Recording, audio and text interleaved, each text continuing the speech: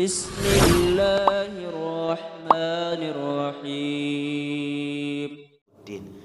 Kita ini diperintah cuma untuk itu saja jamaah, untuk ibadah kepada Allah. Kategori ibadah itu kenapa disebutkan oleh Al-Imam Ibnu Qayyim rahimahullah sebagai nikmat yang besar. Setelah seseorang itu mendapatkan ilmu, dia mengamalkannya, dia dalam bentuk pengabdian kepada Allah. Salah satunya karena memang filosofi daripada ibadah itu adalah membudakkan diri. Maka senada dengan Syekhul Islam Ibnu Taimiyah, ada 5 hal yang perlu kita muhasabahi selalu, kita cross check dan akhirnya kita syukuri ketika kita ini sudah melakukan 5 perkara. 1, kita diperintahkan untuk mengecek terkait masalah mahabbah, cinta kita kepada Allah. Adakah masih yang di dunia ini kecintaan kita kepadanya melebihi daripada cinta kita kepada Allah, atau paling tidak sama? Maka ini introspeksi kita. Abdullah sesungguhnya budaknya Allah, maka sesungguhnya dia tidak boleh mencintai selainnya melebihi daripada cinta ia kepada Allah Subhanahu wa taala. 2, maka cross check adalah kesetiaannya atau ketaatannya. Karena mustahil orang itu mengucap dan mengaku cinta tetapi setianya tidak ditunjukkan dalam bentuk taat. Maka Ibnu Qayyim rahimahullah mengatakan inilah yang dimaksud yang kedua. Ketika seorang dimudahkan Allah dalam mentaatinya, inilah karunia besar, karena sesungguhnya itulah Abdullah yang benar. Kita berusaha jemaah sekalian untuk betul menjadi Abdullah ciptaannya Allah, bukan hanya dicipta tapi juga siap untuk menjadi budaknya Allah, karena inilah yang mengantarkan kita kepada puncaknya, yaitu ridhonya Allah Subhanahu wa taala. Kalau boleh diringkas, urutan ketiganya adalah cek tawakalnya. Banyak orang muslim mengaku hambanya Allah, tapi sandarannya bukan ke Allah, tapi bergantungnya bukan kepada Allah. Yang keempat adalah dia menerima ketentuannya Allah berupa aturan, ya. Karena inilah konsekuensi Abdullah. Banyak hamba Allah mengaku dicipta oleh Allah, Tuhannya Allah, tapi ketika syariat datang, dia seakan boleh memilih yang sesuai dengan hawa nafsu saya lakukan, yang tidak cocok dengan hati saya akan tinggalkan. Orang-orang liberalisme bermasalahnya di poin yang keempat ini, taqdimur ra'yi ala syar'i, yang selalu kedepankan dalam menerima ketetapan aturan hukum Allah adalah ra'yunya. Sehingga kalau tak cocok dengan ra'yunya, maka dia tendang syariat tersebut. Maka yang keempat daripada syarat Abdullah ini ternyata tidak gampang menerima aturan, ketetapan, batasan-batasan yang telah diatur oleh Allah Subhanahu wa taala. Dan yang terakhir adalah puncak Abdullah adalah ridha terhadap takdir Allah. Dan ini termasuk yang sangat berat jamaah, karena tidak pernah sepi dalam kehidupan seorang mukmin. Itu ujian yang akan menguji daripada keimanannya. Maka kenapa ridho disebut puncak? Bukankah keridhaan Allah itu berbanding lurus dengan ridhonya kita kepada penerimaan terhadap takdirnya? Maka Allah katakan ketika manusia sudah pada level ridho menjadi Abdullah, ujungnya pun akan menjadi hamba yang nyaman. Kenapa? Dia akan dapat sertifikat Abdullah. Ya ayyatuhan nafsul mutmainnah, irji'i ila rabbiki radiyatan mardiyah. Allah ridho, kita ridho, Allah ridho kepada kita. Fadkhuli fi ibadi, itu yang saya maksud sertifikatnya. Kita diakui, sini hambaku, sini balik. Diakui hambaku, udah selesai Pak urusan Pak. Kalau sudah puncaknya kita diakui oleh Allah sebagai abdunya, hambanya, sudah selesai. Surga akan dibukakan untuk kita. Wadkhuli jannati, masuklah kamu ke dalam surgaku. Nah, inilah kata Syekhul Islam Ibnu Taimiyah, 5 perkara yang harus kita cross check. Kecintaan kita, ketaatan kita atau loyalitas kita, setia kita. Mustahil cinta tapi tak setia. Yang ketiga adalah tawakal kita, kebergantungan kita, sandaran kita kemana. Yang keempat adalah maunya kita menerima kepada ketentuan yang telah Allah atur, batasan-batasan halal haramnya, perintah larangannya. Ya meskipun mungkin akal kita belum mencernanya.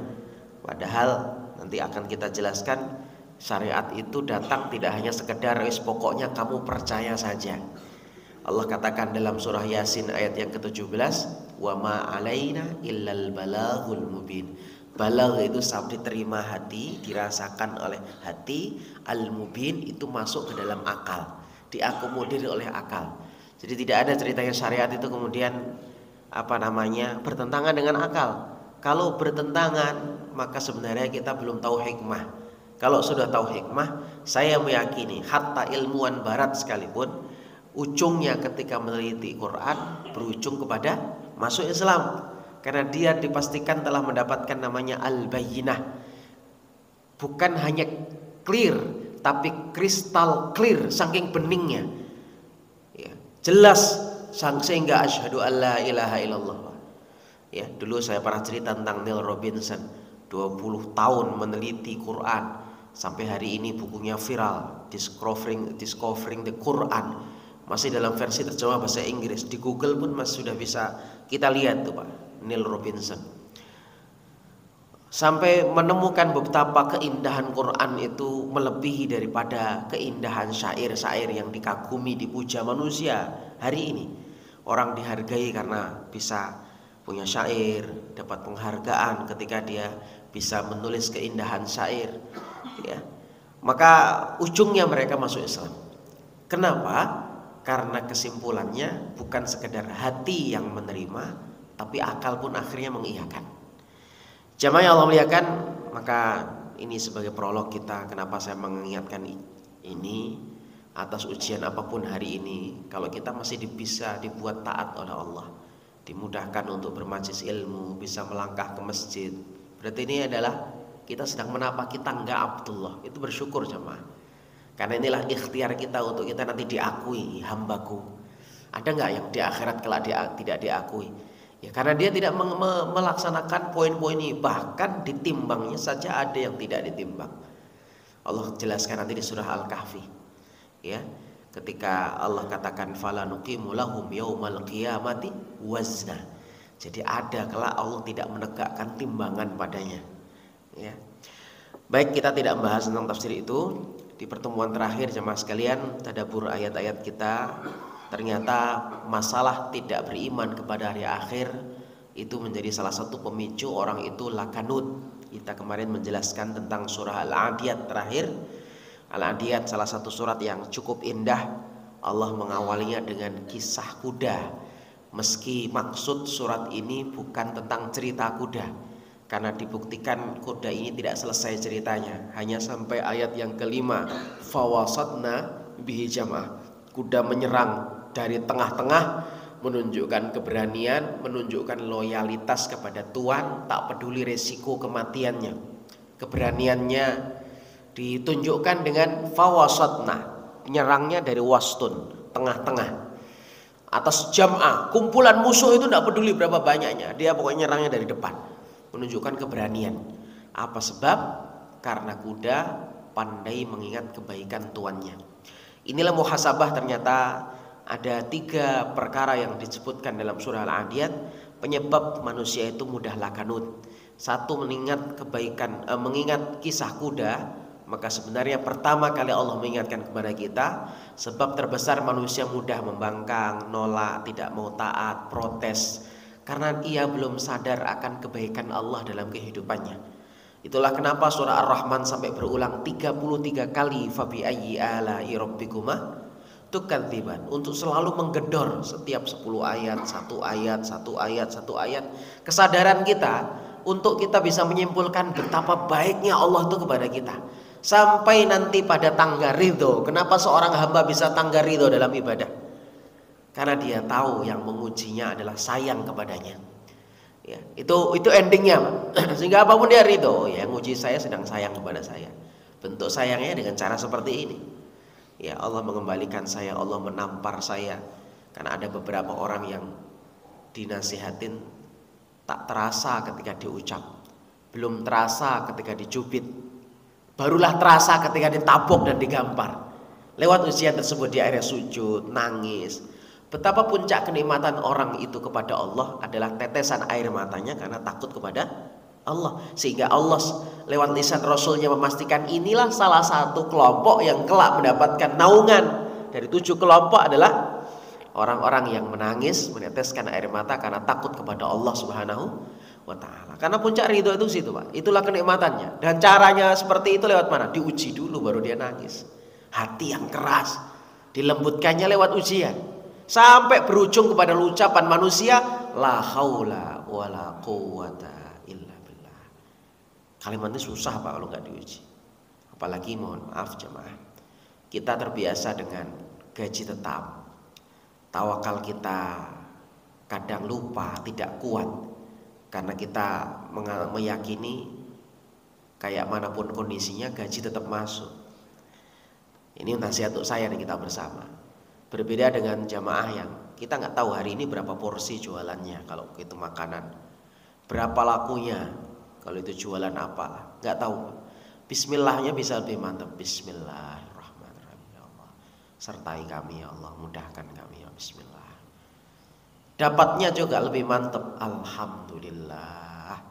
Karena ia menyadari ini untung, ini banyak yang beli, Allah yang menyertai, Allah yang menjadikan laris. Jamaah sekalian, ujian besar kita itu saat kita di zona nyaman. Saat apapun kondisinya ya kita tetap dapat gaji. Disinilah terkadang kita tidak terlalu serius bahkan di dalam meminta. Bahkan kita lupa narik ATM, alhamdulillah. Kenapa? Oh, saya insinyur, jelas diterima di situ. Kadang itu kita muncul tanpa sadar. Nah, Allah kadang nampar kita, meski gaji kita gede, meski rumah kita gedongan, tetap ditampar, Pak. Untuk apa? Jangan kita salah sandar. Kita menyandar ke gaji tetap, kita nyandar karena kita arsitek, karena kita engineer, kita karena pakar ini, pakar itu, sehingga layak diterima di perusahaan tersebut. Demi Allah, karena Allah, sekian banyak orang masuk ke situ, Allah memilih kita. Nah, kadang seperti itu tuh susah, Pak, kecuali kita ditampar. Kadang tetap aja diuji. Allah, kenapa saya diuji? Supaya mulut kita itu ngomong Allahu Akbar. Supaya mulut kita mengatakan la haula wala quwata illa billah. Supaya kita selalu bergantungnya kepada Allah. Nah, kadang cara-caranya seperti itu, menggedor kesadaran kita. Seperti penghobi kuda di surah Al-Adiyat. Kenapa kok mereka nggak setia? Padahal Allah tuh baik banget kepadanya, memberikan mereka jaminan keamanan, diselamatkan dari pasukan Abraha. Satu kapal suratnya dengan surat Quraisy. Al-Fil, satu kapal dengan surat Quraisy. Maka ketika sahabat Anas bin Malik didengar oleh Nabi membaca ini bersamaan dalam satu rakaat, Nabi tidak melarang. Seperti Al-Kafirun sekapal dengan Al-Ikhlas, kadang rakaat 1, rakaat kedua. Al-Fil sekapal dengan Quraisy, karena disebut dua nikmat Allah kepada orang Quraisy yang nggak dipisah. Ya, ada yang membacanya nggak dipisah, Pak. Seperti Al-Anfal dan At-Taubah sekapal, ayat-ayat tentang perang. Ya, Al-Anfal rampasan perang. Ya, Taubah masih berbicara pula tentang perang. Itulah kenapa tidak diawali dengan basmalah, langsung isti'adzah. Ya, banyak pendapat para ulama tafsir kenapa tidak diawali dengan basmalah. Salah satunya pendapatnya itu dia satu paket, nyambung isinya. Nah, Al-Fil nikmat Allah kepada orang Quraisy, jaminan keamanan, selamat dari pasukan Abraha. Ini itu nikmat Allah, Pak. Allah yang menjaga tanpa mereka punya pasukan. Tanpa orang Quraisy dulu punya pasukan, bahkan mereka disuruh nyingkir ke bukit. Mereka menyaksikan betul betapa ababil yang Allah turunkan melempari mereka, melempari musuh-musuh mereka. Yang kedua, rihlatas sita'i was-shaif. Di musim apapun, harusnya musim dingin tidak ada panen kurma, harusnya ancaman kelaparan terbayang-bayang, Allah kasih mereka. Alladzi at'amahum min ju' wa amanahum min khauf. Nikmat ini Allah perintahkan untuk mereka, falyabudu rabb hadzal, kalian ngabdi, yuk syukur, ayo syukur. Tapi ternyata lakanut, Pak. Maka Allah ingatkan, baiknya Allah itu diingat. banyak-banyak. Kita nggak mampu berdoa, ya Allah a'inni ala dzikrika wa syukrika, ya Allah bantu aku bisa nginget ya Allah, bisa eling ya Allah, supaya kita malu kalau Allah nyuruh nggak datang. Ayo hayya ala shalah, ya Allah malu ya Allah nggak datang, salat baik ya Allah saya datang ya Allah, kasih kekuatan saya ya Allah, la haula wala quwata. Nah, makanya ucapan kita mendengar adzan itu, di kalimat itu kita bilang la haula wala quwata illa billah, ya Allah kuatkan ya Allah untuk jadi hamba yang setia, kuatkan melangkah ya Allah. Jamaah yang Allah muliakan, itu satu sebab orang lakanut adalah tidak ingat kebaikan Allah. Apa yang menjadikan seseorang mudah lupa dan gak ingat?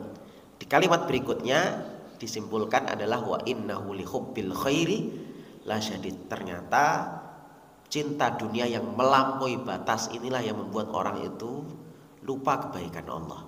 Yang tadi saya contohkan, ketika kita di zona nyaman, kadang keakuan kita yang muncul, ya. Nah ini makanya hubbul khair, apalagi kalau sudah kacamatanya memandang kebaikan itu hanya tolak ukurnya dunia, ini pasti mudah lakanutnya. Silakan kita muhasabah kepada diri kita, tak perlu kepada orang lain. Tapi kalau untuk orang lain hanya untuk mengambil pelajaran saja, bukan untuk memvonis dia, bukan untuk menghujat dia, tapi untuk pelajaran. Betapa orang-orang yang cinta dunia berlebihan pasti dibuat semakin berat untuk akhiratnya, pasti. Satu mangkok hati ini susah berbagi jamaah. Fujur dan takwa itu bergantian, dia berbolak-balik, kadang kebaik, kadang keburuk. Tapi kalau diisinya dengan dunia, maka akhiratnya pasti nyingkir. Kalau diisi dengan akhirat, maka dunia akan nyingkir. Begitu jamaah sekalian. Tidak ada dua cinta ceritanya di sini. Ya, makanya siapapun yang apakah berarti nggak boleh cinta dunia? Boleh. Yang dilarang itu la syadidnya. Kenapa? Karena cinta dunia itu fitrah yang memang Allah yang kasih. Ali Imran ayat yang ke-14. Zuyyina linnas, dijadikan indah pada pandangan manusia. Berarti Allah yang buat kita indah melihat dunia. Normalnya orang itu suka wanita, suka anak, suka harta, suka kuda tunggangan, suka hewan ternak, suka hobi, suka sawah ladang atau bisnis tempat kita cari kerja. Dzalika mataul hayati dunya. Inilah kata Allah di surah Ali Imran 14, 6 jenis kenikmatan dunia. Semua orang dibuat oleh Allah indah. Enggak normal kalau kita enggak melihatnya indah. Normalnya memang indah, memilikinya, pingin. Namanya orang pingin boleh. Tapi Islam punya koridor batasan. Ada halal, ada haram, ada zalim, ada jujur, ada curang. Nah, kita pilih mana dalam memilikinya? Ya, pingin ini wanita, ini siapa? Anak, ya, mengajak kita untuk melakukan haram, untuk kuliahnya lah, untuk apanya, karena biayanya kurang. Tapi ini siapa ini? Memang saya cinta sama dia, tapi ada yang lebih saya cintai, penciptanya, pemberinya. Nah ini jawab sekali. Jadi boleh cinta dunia karena kita masih hidup dunia. Abu Darda radhiyallahu anhu ditegur oleh sahabat Salman ketika Nabi mengatakan akhon nabiyyu baina Salman wa Abu Darda. Salman Abu Darda dipersaudarakan. Salah satu ujung nasihatnya adalah ketika Abu Darda terlihat tidak mau lagi dalam urusan dunia, dan itu diungkap oleh istri beliau, ahuka Abu Darda laisa lahu hajatun minad dunya. Wahai Salman, tuh saudaramu tuh Abu Darda, maksudnya suaminya, tidak ada urusan lagi dalam urusan dunia, dia tinggalkan semuanya. Bahkan istrinya pakaiannya compang-camping saat itu, maksudnya banyak tambalannya. Dulunya saudagar, punya banyak toko Pak Abu Darda. Niatnya awalnya bagus, merasa tertinggal keislaman karena masuk Islamnya bagian akhir. Tapi pikiran beliau akhirnya, saya supaya bisa melampaui yang lain, saya tutup seluruh toko saya, dunia saya fokus ibadah. Puasa gak ada hari berbuka, malam sholat malam semalam suntuk, tidak mau istirahat. Makanya waktu itu ditegur oleh sahabat Salman ketika menginap di sini, tidur dulu nanti saya bangunkan. Sesungguhnya keluargamu punya hak, wa inna li ahlika alaiha hak, wa li nafsika alaiha hak, dirimu punya hak, Allah juga punya hak. Wa i'tidhu kulla haqqin haqqahu. Tunaikan setiapnya tadi haknya. Jangan kita menunaikan haknya Allah saja. Hak kita gak diurus, kita gak ngurusi kesehatan kita disebut dolim bahkan. Jadi semuanya punya hak. Nggak boleh kita ninggalin dunia sama sekali karena kita masih hidup di dunia. Cuman ambil sekedarnya, jangan melampaui batasnya. Nah ini jadi yang membuat kita ini terhalang dari kebaikan itu kalau sudah mata kita ditutup dengan hubbul khair, cinta. Nah yang ketiga barulah di Al-Adiyat bicara tentang masalah iman, yaitu wa innahu afala ya'lamu idza bu'thira ma fil qubur. Ini sudah berita tentang hari akhir, hidup sesudah mati, diawali dengan alam barzah. Jadi dari ayat ini kesimpulan terakhirnya Mas kalian, siapapun yang ingin hatinya lembut, bisa loyal kepada Allah, maka 3 hal inilah yang kita harus perhatikan. Yang pertama adalah memperbanyak kebaikan Allah, kebaikan sampai muncul cinta, sampai muncul kita harap, tanpamu ya Allah kami gak bisa, kami gantungkan harapan, sampai muncul rasa takut, mengingat nikmat. Yang kedua, tidak mencintai dunia berlebihan. Kalau dulu saya ingatkan terutama jamaah yang sudah usia pensiun, yang sudah pensiun, sudah mulai dikurang, bukan gak boleh karena kita masih makan, tapi kurangi intensitasnya. Karena nanti kalau sudah seperti itu membuat hati kita tambah keras, tambah susah dikasih tahu padahal kita di ujung usia. Masalah besar itu kalau kita sudah di ujung usia susah dikasih tahu. Kenapa? Karena tertutup oleh dunia.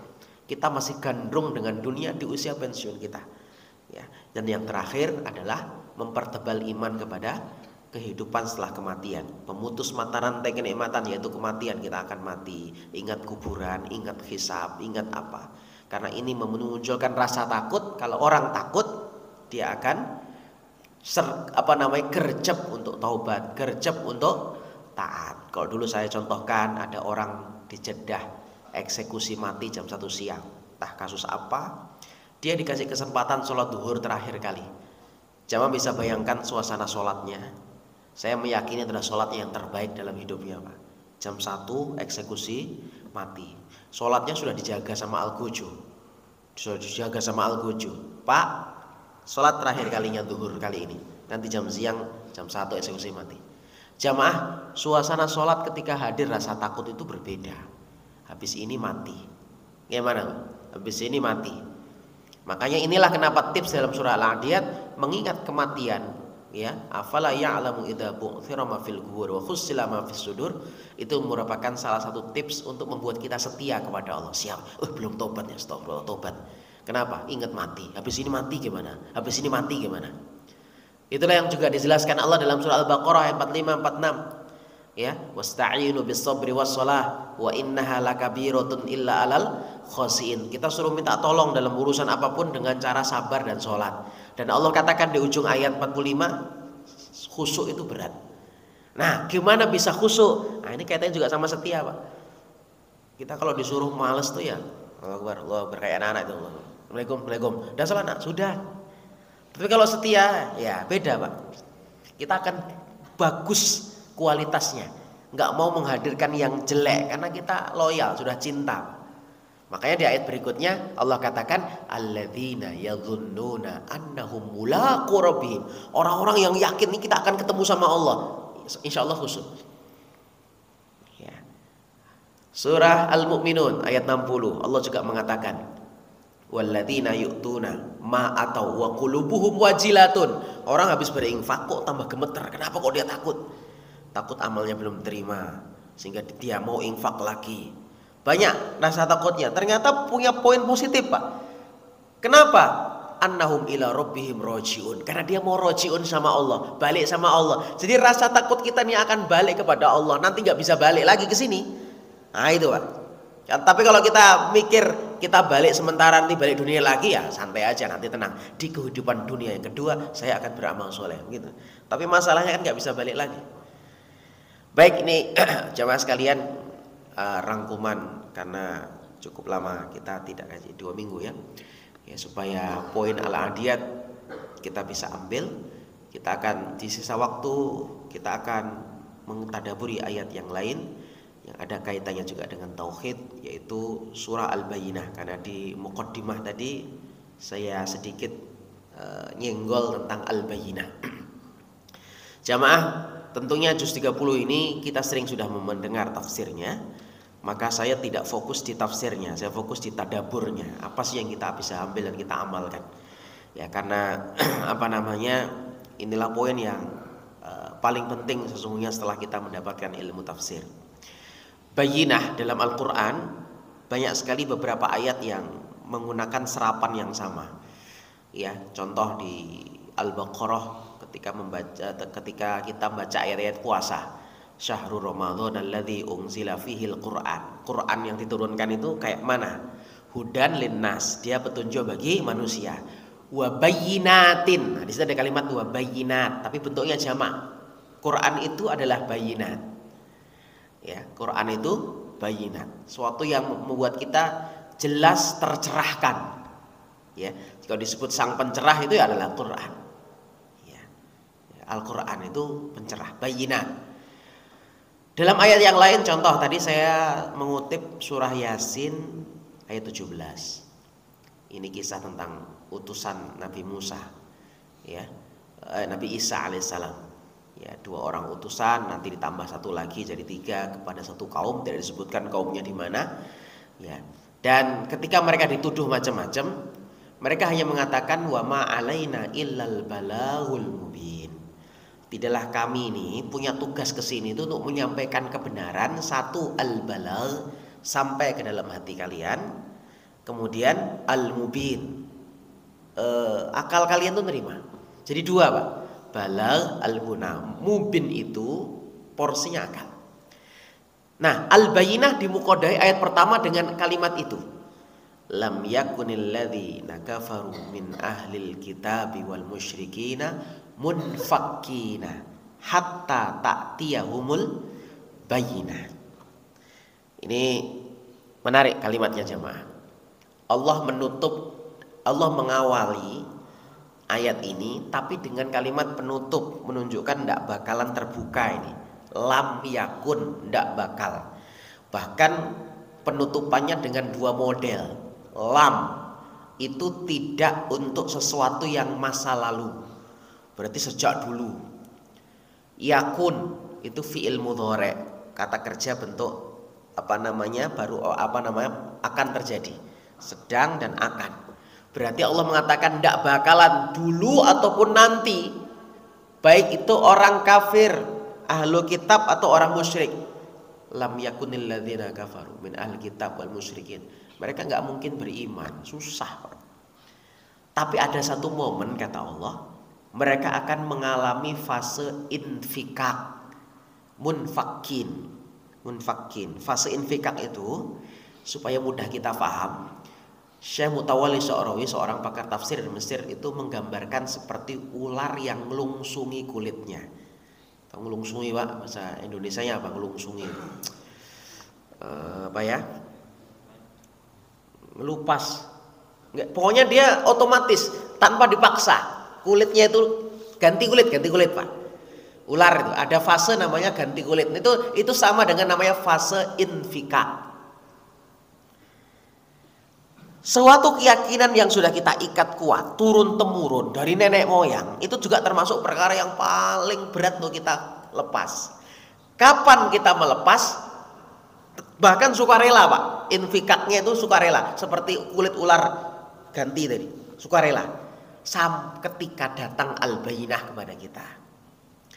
Meskipun nanti di bagian ayat berikutnya Allah katakan tetap ada orang yang tidak mau beriman meskipun datang bayyinah kepadanya. Ada.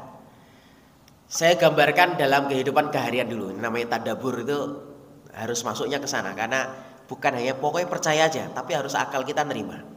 Ya. Ini beda dengan gotak-gatik matuk Buddha, Pak. Ya. Jadi begini, al-bayyinah itu gambaran paling gampangnya kalau dalam kehidupan duniawi, Pak ya. Ini kan urusan ukhrawi, ini urusan akidah ini. Tapi saya contohkan supaya kita gampang karena kita sering interaksi dengan urusan duniawi.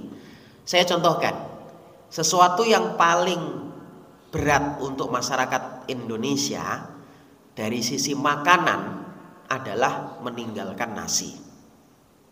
Karena nasi adalah makanan pokok kita setelah program swasembada pangan Pak Harto. Dulunya ya biasa orang makan gaplek, dulu biasa orang makan nasi jagung, dulu kan gitu, biasalah. Program Yahudi Dunia Itu nanti dibahas di tafsir Al-Baqarah dan tafsir kontemporer. Jadi mereka itu masuk dalam semua lini termasuk dalam dunia pertanian. Salah satunya ya pabrikasi bibit. Ya, kalimat ini dulu pernah disampaikan guru saya, belum ditegur karena karena ini ceritanya piring nasi orang, Pak. Orang banyak kerja di sana. Tapi perumusan awalnya ya dari program Yahudi. Bagaimana caranya memandulkan benih. Ya. Kalau dulu para petani menanam benih itu cukup dari tanamannya sendiri. Cari bibit paling bagus, paling gede, dijemur, dikhususkan. Ini nanti tanam lagi. Hari ini tidak akan bisa kecuali kita harus beli bibitnya lagi. Jadi kalau mau nanam kangkung, mau nanam apa, harus beli bibit lagi kita sebar. Kalau kita mau bibitkan dari itu, pasti kuntet. Kecil-kecil, jelek-jelek. Mau nanam jagung gitu. Oh ini kayaknya bagus nih jagungnya nih. Tak ambil aja untuk ini khusus untuk bibit nih, tak pelihara. Coba saja Pak ditanam. Karena semua benih telah dimandulkan. Di antara program Yahudi itu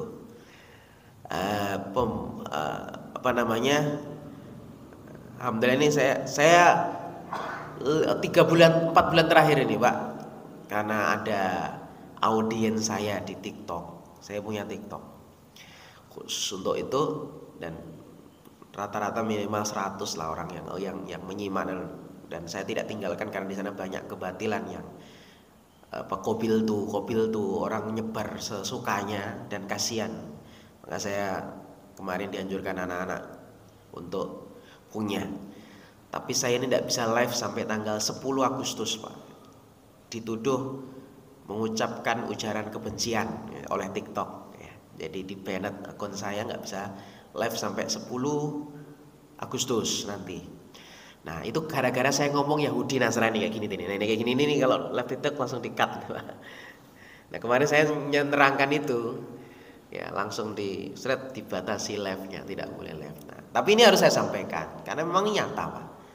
Ya, karena di Al-Bayyinah bicara ahlul kitab. Ahlul kitab itu siapa? Yahudi dan Nasrani. Siapa lagi kalau bukan mereka kata Rasulullah. Ya, Yahudi dan Nasrani. Nah, jamaah yang Allah muliakan, saya kembali kepada nasinya, bukan masalah Yahudi. Yahudinya tadi tambahan saja. Bahasanya kita ini kadang nggak sadar, petani kita ini kenapa harus andalkan ke toko pertanian. Kalau dulu kan toko itu ya sedikit aja kita ambil karena pupuk ada. Pupuk kan ada dulu. Tanah masih subur. Tanah dulu subur sekali. Bahkan orang bisa ngolah pupuk sendiri dari daun-daunan, dari apa dicampur dan sebagainya. Sekarang susah Pak.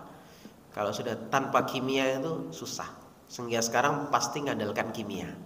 Tidak mungkin tidak. Ya. Kalau enggak ada pasti campuran, enggak 100% murni organik dan sebagainya. Makanya organik itu mahal sekali. Mahal sekali. Nah, jamaah yang Allah muliakan, kita ini terbiasa akhirnya dengan nasi. Di akhir 2019 saya bawa rombongan jamaah itu ke Turki, Pak. Ya itu, ngeluh semua ya, roti. Coba cari nasi, Pak. Di tenari perjalanannya kita baru makan padang nanti malam. Setelah dari bursa. Ya sabar dulu. Ya, sabar dulu. Belum makan ya Pak, itu roti sak tumpuk gitu ya. Belum makan kita ini. Sarapan apa Pak? Ini jadi cuman bubur tadi ya. Ya nggak dianggap Pak, kalau bubur ya nggak dianggap. Oh belum nasi, belum makan, kita orang Indonesia. Nah kembali ke Al-Bayyinah. Kapan seorang itu merelakan mengurangi? Nah ketika datang Al-Bayyinah kepadanya. Untuk dunia itu contoh Al-Bayyinahnya adalah bentuk hasil lab, gulanya 400. Nah itu Al-Bayyinah untuk kita Pak. Belum jelas lagi, ke lab satunya lagi. Ke lab satunya lagi sampai yakin ya Allah beneran nggak saya ini kolesterol segini, asam urat kayak gini, kadar gula segini, kreatin, urium segini, waduh saya kurangi lah sehingga undangan ya bawa sangu sendiri, bawa nasi sendiri. Kenapa ini lo gula, bawa gula sendiri begitu. Ya itu kenapa kok bisa meninggalkan atau mengurangi? Karena Al-Bayyinahnya bukan hanya sampai ke sini, sampai sini Pak. Iya. Aduh bahaya ini nanti. Mulai rasa takut muncul, khawatir muncul. Nah Al-Bayyinah itu dalam urusan kebatilan itu seperti itu Pak. Rasa takutnya dia kalau Allah marah dalam kondisi seperti ini gimana ya. Maka saya tinggalkan keyakinan lama kita. Tradisi turun-temurun nenek moyang itu pun juga perkara paling berat, Pak, karena sudah menjadi perkara yang diikat. Kalau kita bicara akidah, akidah itu kan dari akar kata akad. Akad. Suatu yang kita ikat. Nah, itu ngurainya susah, Pak. Makanya hari ini ada program macam-macam ya. Contoh, orang punya keyakinan radikal, orang punya keyakinan apa. Untuk diurai itu berat, karena kalau urusan ideologi, apalagi kalau diikat, Pak, mau dana berapapun susah ngurainya, kecuali hidayah dari Allah Subhanahu wa taala. Ya, berat. Nah, kapan itu? Ketika bayinah datang. Nah, setiap orang itu bayinahnya itu masing-masing, Pak. Yang tadi saya ceritakan Neil Robinson, hidayahnya datang lewat mana? Lewat mentadaburi mukjizatnya Quran. Belum isinya, Pak. Nanti ada mentadaburi isi, ada mentadaburi pola mukjizat dari sisi hurufnya, dari sisi penamaan suratnya, ya. Macam-macam orang mendapatkan hidayah dari Quran itu. Ya. Nah, ada yang lewat ya tadabbur alam semesta. Ternyata di Quran itu masya Allah sudah disebutkan ya, dia beriman, macam-macam. Jadi cocoknya peristiwa yang dilihat di alam semesta dengan Al-Quran yang dia baca. Macam-macam Quran. Ada orang yang cukup masuk Islam hanya mendengar keindahan bacaan Quran. Di barat sana banyak hal ekstrim dilakukan di jalanan oleh sebagian minoritas kaum muslimin, karena muslimin masih minoritas. Jadi ada orang lewat bule-bule gitu suruh dengerin Quran. Coba dengerin, ada yang nangis gitu, Pak. Ya, ada yang challenge bawa jilbab, suruh pakai jilbab, suruh ngaca. Cantik nggak pakai jilbab? Nah, ya Allah, pakai jilbab enak-enak ya, pakai jilbab masuk Islam. Macam-macam, Pak. Nah, salah satunya ada yang masuk Islam itu lewat suruh dengerin Quran. Ya, dengerin Quran. Ada yang berani masuk ke ruang ICU. Akhirnya kesimpulannya banyak yang cepat sadar ketika pasien yang koma didengarkan Quran, masuk Islam nanti sadar, Pak. Macam-macam cara mereka. Jadi orang itu mendapatkan bayinah itu lewat caranya beragam, Pak. Beragam. Jadi nanti kita jelaskan lagi tentang al-bayinah ini.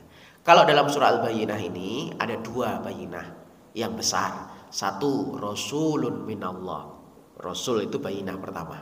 Di situ adalah mukjizat besar itu lewat Rasul, turunkan lewat Rasulullah. Banyak hal yang membuat Yahudi Nasrani itu harusnya terbuka lebar. Beneran ini ada di Injil loh. Ismu Ahmad itu cirinya detail sehingga mereka itu dikatakan oleh Quran ya'rifunahu kama ya'rifuna abna'ahum. Mereka kenal dengan sosok Muhammad itu seperti kenal dengan anak mereka sendiri. Jelas rinci. Kalau dulu pernah saya jelaskan, orang-orang Yahudi itu kan bertebaran setelah mereka Palestina diserang oleh Babilonia atau bahkan oleh Roma itu mereka kan bertebaran, Pak, sampai ya ke Madinah. Salah satunya yang paling kuat Bani Nadir, Bani Quraidah, ya, Bani Quraidah, Yahudi di Madinah. Sampai nanti di Afrika. Nah, ini sampai sekarang yang di Afrika itu nggak diakui Yahudinya oleh Israel karena Yahudi berkulit hitam. Ya, di Ethiopia, Pak, Habasyah dulu namanya Habasyah, nggak diakui. Padahal itu juga dari sana dulu kan menebar sampai yang paling terkenal itu di 3 tempat. Madinah, Iran, sama Habasyah dulu. Yahudi di Iran juga banyak. Ya. Nah, kalau yang dalam sirah yang banyak diangkat ya yang di Madinah karena berinteraksi dengan Rasulullah SAW. Bani Nadir, Quraidah, Bani Quraidah, yaitu yang nanti banyak menjadi sebab pertempuran saudara antara Aus dan Khazraj. Lebih 125 tahun kalau tidak salah perang, karena mereka takut dominasi mereka itu tergeser di Madinah. Jadi caranya membuat perang untuk memancing. Jadi dari dulu, Pak, Yahudi itu kan pengecut. Dari dulunya perangnya di balik tembok semua kan. Dari dulu itu. Kemudian tidak mau berhadapan langsung. Jadi lewat orang, Pak, kalau perang itu ngadu domba. Ya. Beberapa Yahudi itu baik gitu, Pak. Intinya menghilangkan nyawa, mengurangi jumlah populasi manusia dengan banyak cara. Kalau cara modern sekarang kan dengan virus. Ya, dengan virus, macam-macam caranya Yahudi. Intinya kaum muslimin supaya habis. Dia nggak mau langsung turun tangan, nggak lewat orang, semuanya lewat orang. Lewat orang. Dari dulunya, kalau mempelajari pola Yahudi itu dari dulunya seperti itu. Nah, jamaah yang Allah muliakan, rahiman rahimakumullah, di situ satu bayinah itu Rasul. Yang kedua yatlu, yang dibacakan, yang ditilawahkan Nabi. Nah, Quran itulah bayinah. Dua ini. Kenapa Rasul termasuk bayinah? Karena Rasul itu Quran yang berjalan. Karena khuluquhul Quran. Baik jemaah sekalian, insyaallah nanti kita akan sambung tentang al-bayinah ini. Apa sih yang menjadikan seharusnya orang itu bisa mengalami fase infikak. Masing-masing kita harus mengalami itu, Pak. Karena kita semuanya pasti ada hal yang kita masih ikat sekarang dan ternyata bisa jadi belum tentu benar. Kita harus melepaskan itu setelah al-bayyinah datang. Harus. Kalau enggak kita nanti termasuk golongan yang dicela dalam surah al-bayyinah ini. Ya. Ini ada golongan orang yang ujungnya neraka, yang syarrul bariyah, ada yang khairul bariyah. Nah, itu gara-gara responnya terhadap al-bayyinah.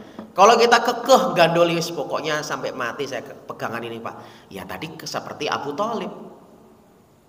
Laulal malamatu au khidaru masyabbatin, ya. Sungguh kalau bukan karena celaan kaumku, aku pasti akan menjadi orang pertama yang syahadat, wahai Muhammad. Jadi beratnya beliau meninggalkan itu karena takut dicela masyarakat. Itu nggak gampang loh, Pak. Kita melepaskan keyakinan itu kita diomongin macam-macam. Nggak usah begitulah, Pak. Hari ini kita di Kalimantan ada tradisi, contoh kebiasaan orang kebunan contohnya. Tapi kalau di sini nikah suro masih banyak saya dapat undangan, alhamdulillah. Ya, bahkan saya bilang punya challenge, ada undangan Muharram saya hadir, saya apresiasi datang. Ya khusus ya, bahkan di luar kota insya Allah kalau masih dijangkau saya datang. Kalau yang menikah di bulan Muharram, bulan terbaik, bulannya Allah, syahrullah, bulan mulia, termasuk bulan haram, menikah di bulan ini mulia, Pak. Ya, nah itu alhamdulillah. Jadi meninggalkan yang seperti itu macam-macam, Pak. Apalagi namanya tradisi. Oh, itu berat sekali. Tapi nanti konsekuensinya bisa syarrul bariyah atau khairul bariyah. Gitu ya. Karena ini cuklak datang dari Allah, jelas namanya bayinah itu clear, kristal clear. Kalau bahasa Surabayanya ceto welo-welo. Agak timur lagi ceto weleh-weleh. Nah, kurang apa lagi, Pak? Sudah. Jadi kurang apa lagi gitu loh. Harusnya ya saya terima ini bener ini gitu loh. Jangan sampai nanti Allah marah, udah bener kok kalian tolak gitu, kalian tutupi gitu. Kayak Yahudi Nasoro, mereka udah tahu itu Muhammad itu nabi, tapi mereka ingkar, akhirnya mereka masuk ke kelompok apa? Al-maghdub, ad-dhalin. Udah ujungnya mana itu? Ya bukan siratal mustaqim. Konsekuensi itu aja, Pak. Makanya dari keyakinan seperti itu opsi yang Islam tuh nggak melarang tradisi, ndak. Hanya merampingkan kalau memang tradisinya bertentangan dengan agama ya tinggalin. Kalau enggak lanjut aja. Apa lanjutnya? Contoh kunyah. Itu tradisi dulu-dulu itu. Nah, ini dilanjutkan. Hari ini kita berkunyah, abu siapa, ummu siapa, silakan. Apalagi yang tradisi-tradisi baik dulu. Orang tua kalau mau maghrib, nah anak-anaknya. Ada hadisnya, lanjutin karena memang cocok dengan syariat. Idza kana amsaytum au junahul lail fakuffu sibyanakum. Nabi mengatakan kata waktu sore menjelang, matahari tenggelam, tahan anak-anak kalian. Dulu orang tua kan bilang, masuk nak maghrib. Nah, kan itu. Nah, itu bagus tradisinya. Karena cocok dengan syariat. Nutup pintu jangan sampai setelah maghrib, nutup jendela jangan sampai setelah maghrib. Itu tradisi bagus karena ada dalam syariat. Suruh baca basmalah. Jadi hal-hal yang baik lanjutkan. Islam nggak melarang tradisi. Tapi ketika ada yang bertentangan dengan syariat, kita apalagi kalau di tempat kita. Karena kita tahu background masa lalunya. Belum selesai dakwah selesai, para penjajah sudah menghabisi para kiai, pesantren diserangi, kitab belum sampai dipelajari, sehingga belum sampai utuh ajaran disampaikan, kemudian sudah banyak hilang para ulama. Maka kondisi seperti itulah sangat memungkinkan kemurnian ajaran Islam itu belum sempurna. Sehingga alhamdulillah hari ini datanglah ilmu, waktu yang aman, zaman kemerdekaan, zaman kita bersyukur, Allah tunjukkan pada kata ilmu. Oh, yang dulu ini belum benar ya. Oh, dulu masih banyak bercampur ya. Oh, dulu karena dulu para ulama banyak yang ditangkapi Belanda ya. Dulu belajar agama itu susahnya minta ampun jamaah sekalian. Makanya potensi orang itu menolak itu karena dua. Satu, belum sampai ilmu. Dua, belum dapat petunjuk. Awalau kana abahum la ya'lamuna syai'a, mereka belum tahu ilmu, walahum yahtadun, atau mereka enggak dapat petunjuk. Nah, kalau sudah ngerti dua ini, ngapain kita lanjutkan? Satu, bisa jadi dulu belum dapat ilmu. Berarti kan kalau kita sedang dapat ilmu, ya kita pegang ilmu ini. Yang kedua, bisa jadi dulu belum sampai dapat petunjuk. Nah, sekarang kita sudah ada hidayah, ya jangan sampai kemudian kita pakai rumus pokoknya, Pak. Nah, ini repot ini. Baik, insya Allah kita akan sambung bayinah ini di kesempatan berikutnya. Semoga bermanfaat jemaah sekalian kajian dan tadabbur kita di pagi barokah ini. Semoga Allah merahmati kita dengan tadabbur Al-Quran dan menjadikan ilmu yang bisa kita ambil kemanfaatannya untuk amal kita hari-hari insya Allah. Subhanakallahumma wa bihamdika asyhadu an la ilaha illa anta astaghfiruka wa atubu ilaik. Assalamualaikum warahmatullahi wabarakatuh.